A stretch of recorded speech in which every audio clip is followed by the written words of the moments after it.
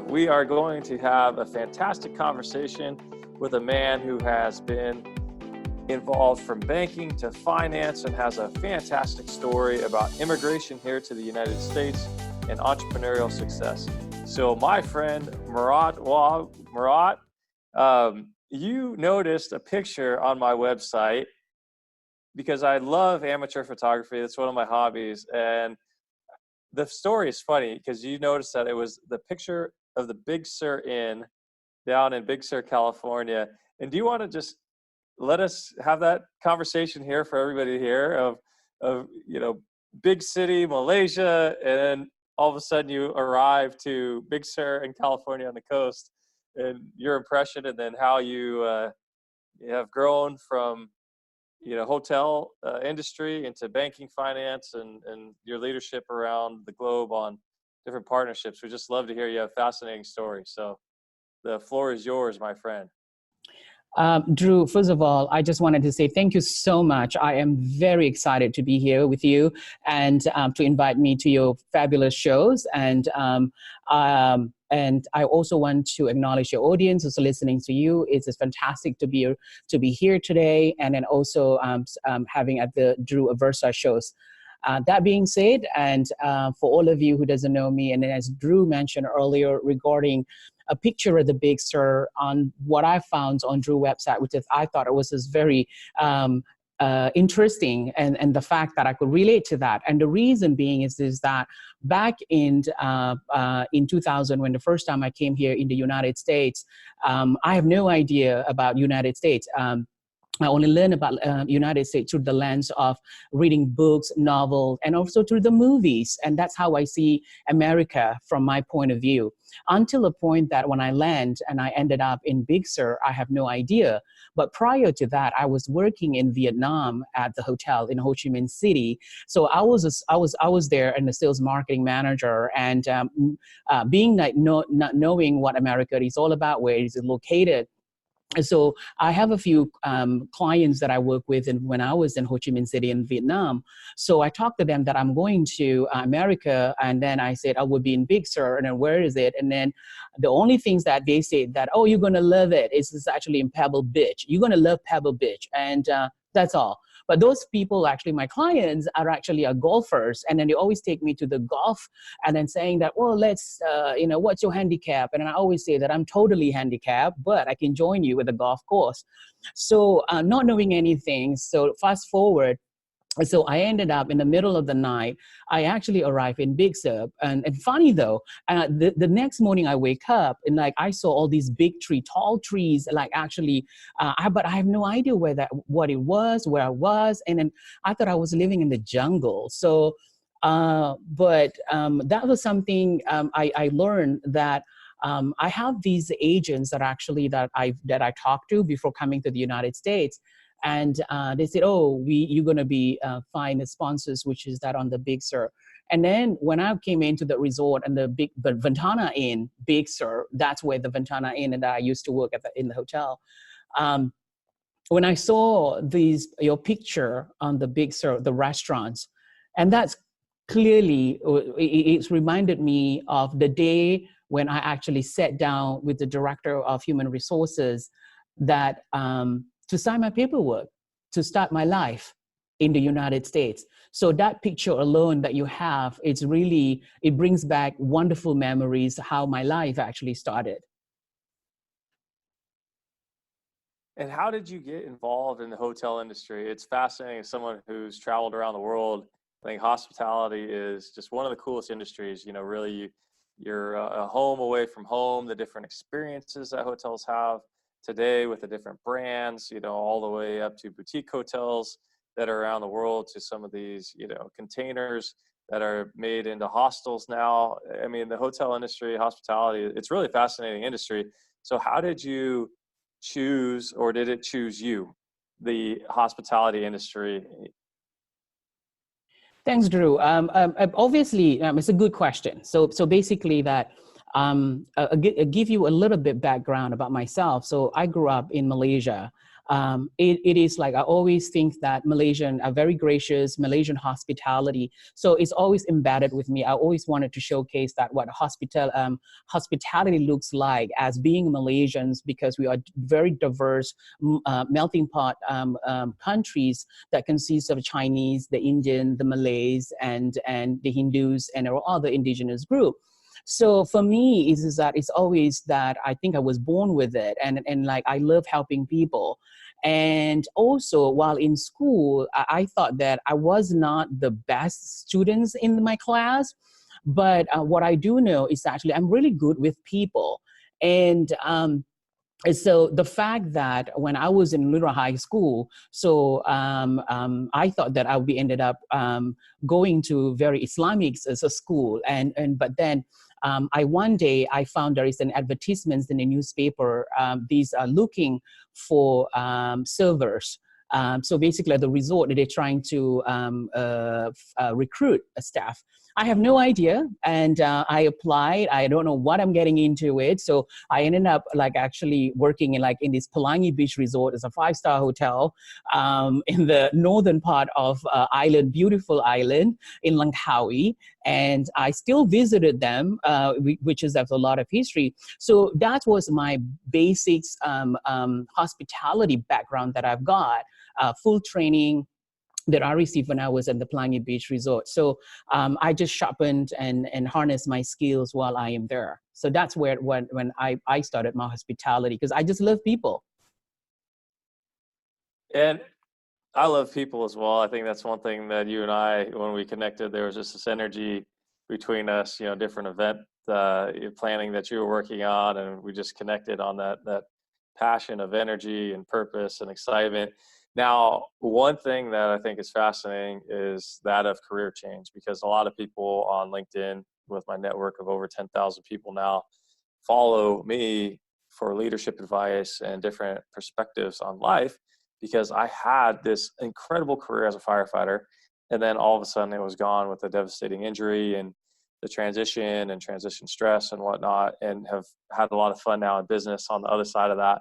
So you went from hotels into banking and finance and personal wealth management, a lot of different areas in banking. So how did that transition happen? And then what were some of the things that you learned through banking and finance that you think a lot of people need to know today? Because we know in America, debt is just massive here. The middle class, it can be debated if it's shrinking, if it's staying the same. But we know that this financial stability of people my age, I'm at the end of the millennial cusp, and younger, is really at jeopardy. I mean, there's so many people that are struggling to get by.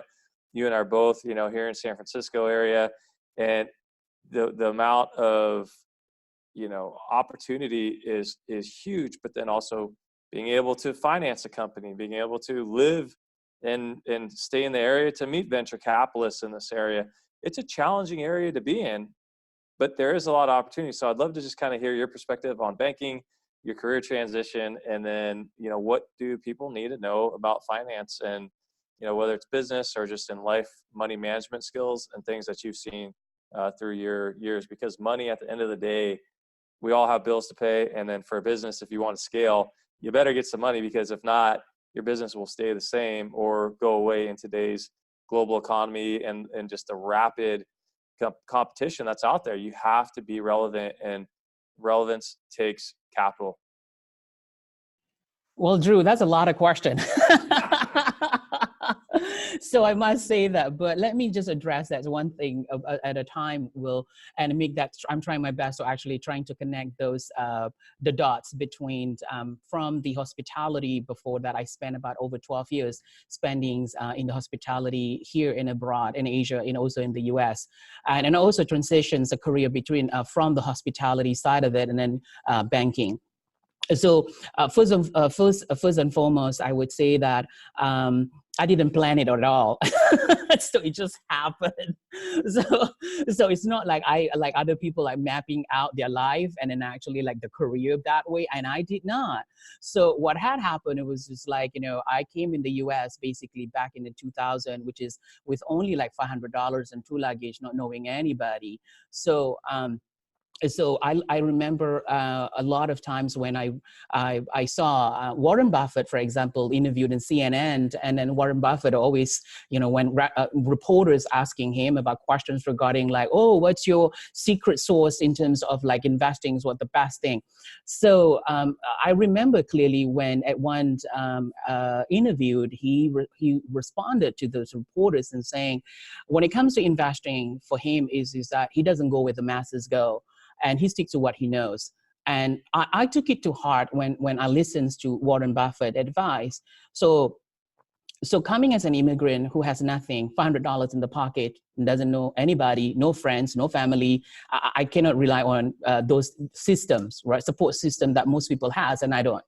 So I only can rely on what Warren Buffett said. So what I did is actually like listen to him, and I stick to what I know, but actually focusing when I arrived in the US, I actually continue my career in the hospitality while I'm actually learning about the culture in the US, the things that needs to do, the things that you don't do, because it takes time to build all of these knowledge and experiences, and people actually wanted to understand and get to know you, and I'm nobody right at that time. So as I work my way through the systems, going through all this process, and September 11 happened.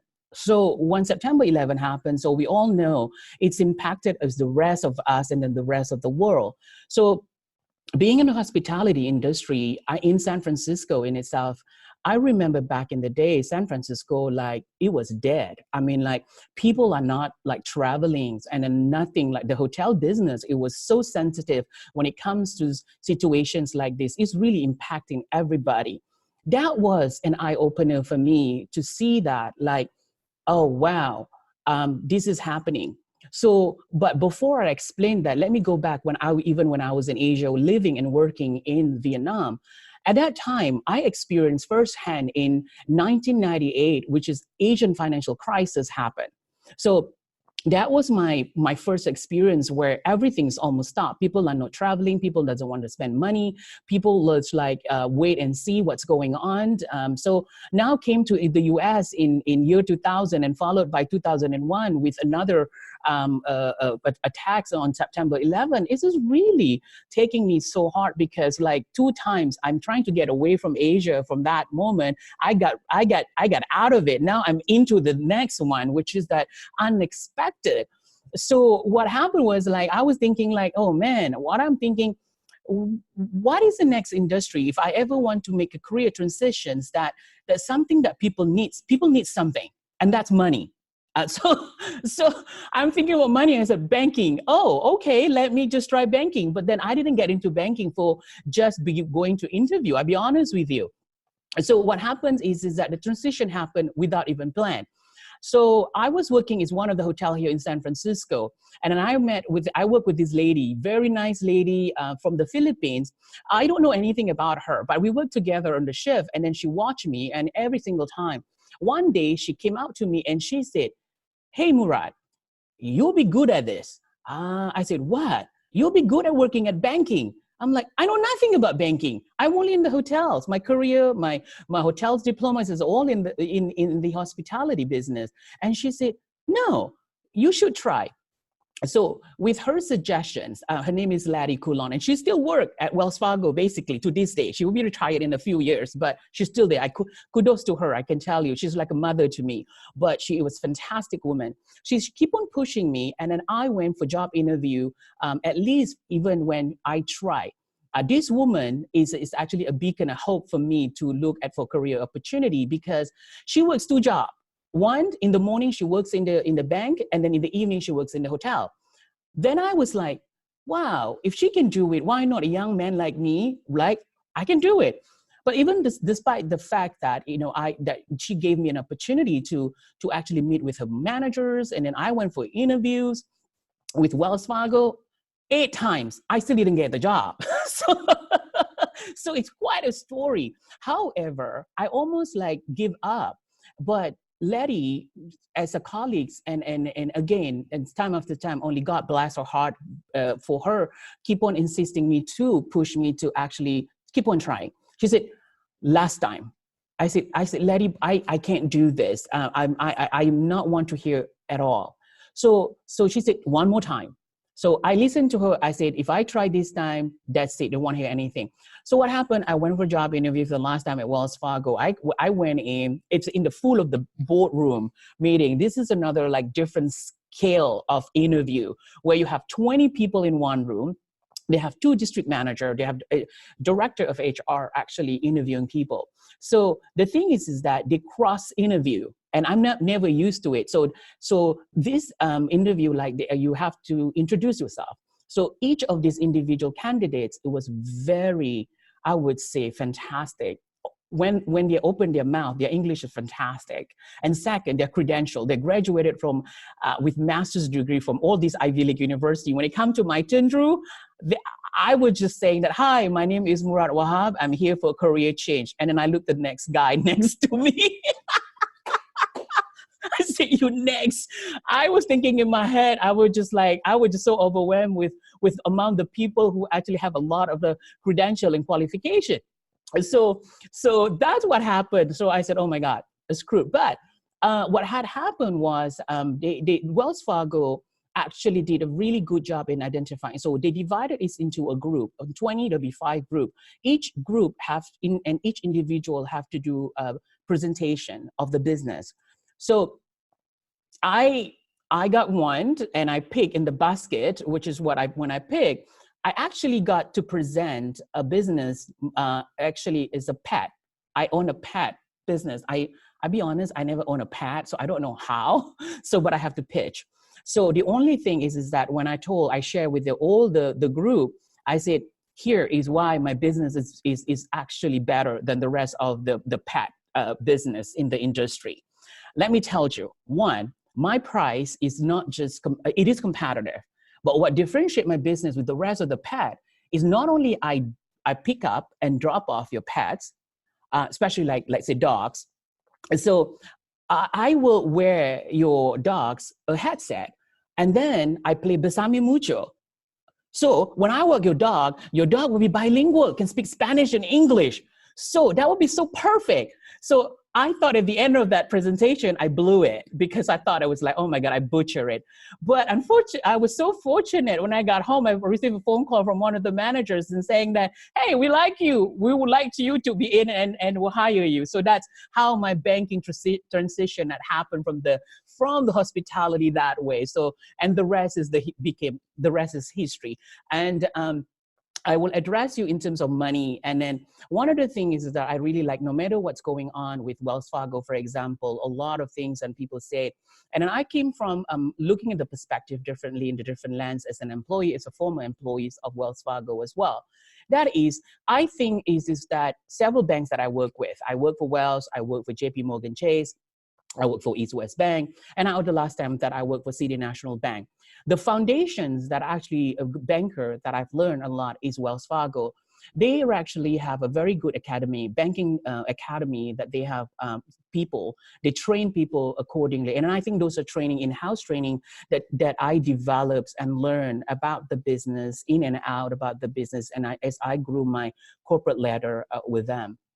And I think I make friends and then also learn a lot from Wells Fargo in itself. Then I can venture out when I have this experience with JP Morgan Chase and other bank. Money is the key, definitely. I don't say that to say very lightly, and money makes the world goes round. I believe that what I've learned in the past, also speaking for myself, is that it's not how much you make, it's how much you save.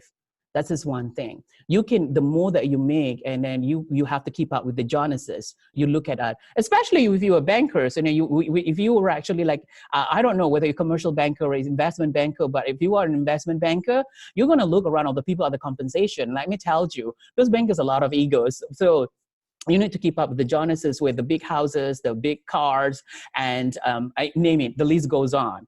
So to stay tuned and being humble and know where you at in life. What's important in life is the key. For me personally, it's about relationship. For me, it's about being grounded. For me, it's about being appreciative of what we already have, what I have. So it's so much about that as opposed to how much, or chasing the next big things, the next big salary, the next big everything have to be bigger than what I have currently. There's nothing wrong with that. If you don't get me wrong, there's nothing wrong with that if you want to achieve and accomplish those things. But for me personally, that's not my goals. So I learn a lot and about building relationship, a trust. In this business, it's all about trust. It's about integrity. For me, it's like if we don't have those two things, and it's very in life and in business, it's difficult, especially you are in the banking industry. So I'll stop for now because I talked a lot already, but I leave it up to you for the next question. Thank you, Drew. No, that's great, Murat. I think you hit on some great points. You know, one, being humble, knowing where you're at in life is key. Saving and not trying to compete with everybody in life. We are all on our own journey, which is 100% unique, as you have highlighted, from going from the Big Sur Inn, the small hotel, from being big city guy in Malaysia, Vietnam before you came over, to working with all these different banks and learning from each bank along the way, the training program, just so much experience that you have, Murat, which is fantastic.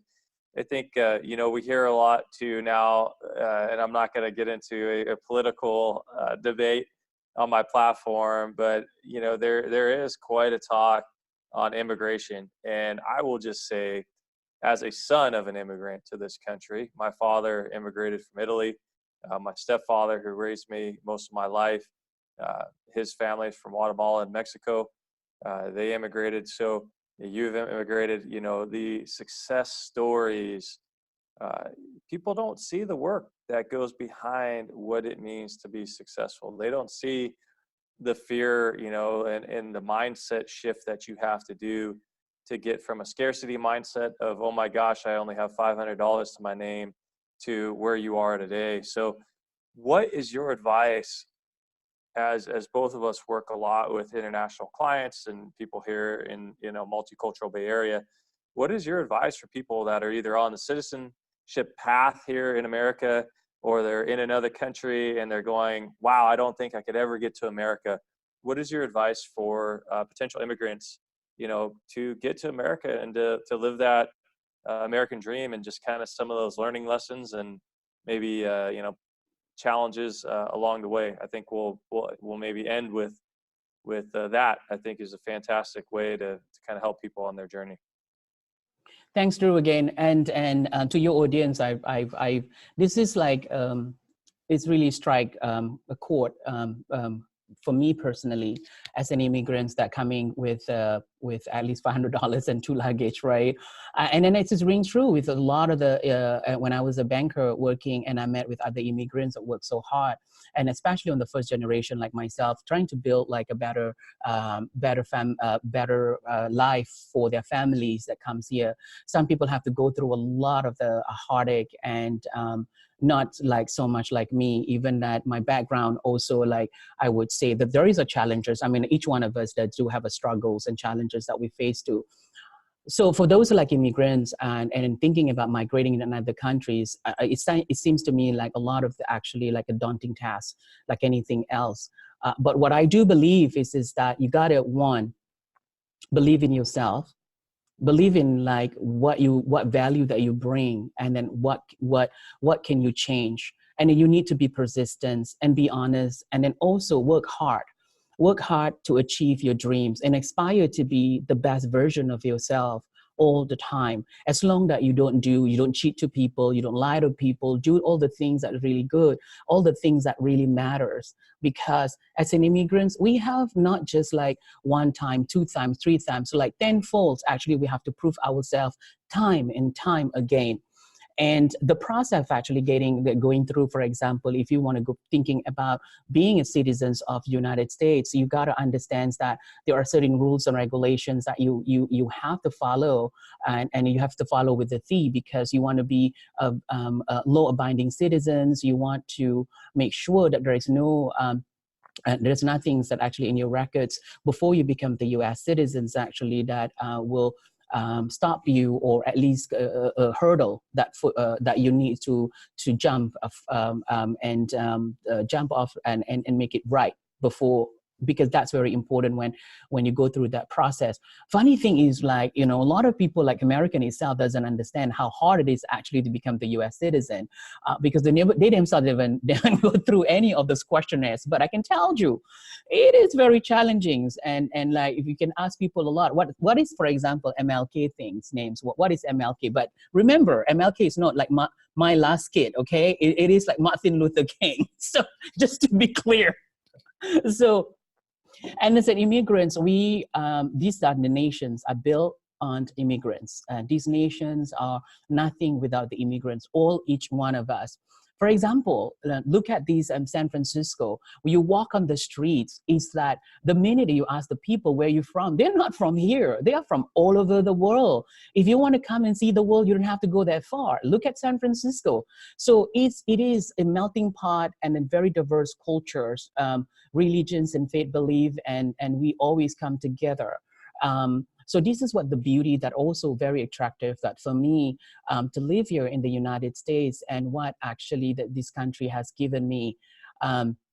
I've also never forget that where I came from Malaysia. So I know where I stand, I know where I'm from, but I also wanted to make sure that I also light up the light for Malaysia is, and any opportunity that I've got to promote Malaysia as a destination, as for the business, place for doing business for expat to live and work there. So I'll do so. And also my neighbors in the ASEAN countries as well that comes in. And whether it's Singapore, whether Vietnam, whether it's the Philippines, Indonesia, those are the neighboring countries that I've lived, and then I've been traveled, and I have friends all over. So for those who's actually that, as I said again, wanted to come here in the United States, you got to work hard, but also it's not easy. Nothing is come easy. Nothing is going to be handed over to you. And the path that you're going to take is very different roads. But what I want to give you encouragement, if you're thinking about this, is that never give up. Take a good leap of faith, and then see how it goes.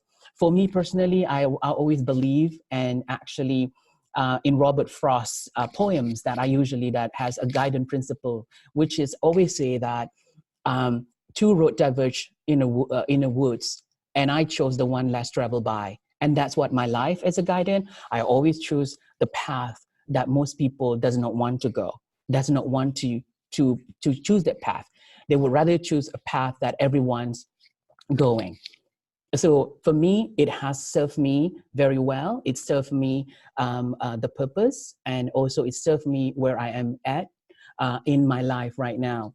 So I am very fortunate being surrounded with a lot of supportive people, vast network, and it's very important also as an immigrant, and also for business people. Even you're thinking about establish your own first business, don't wait until you establish your business to create a network. You start from now, and the minute that you meet with people, because you never know what those people could offer in the future, and in any shape and form.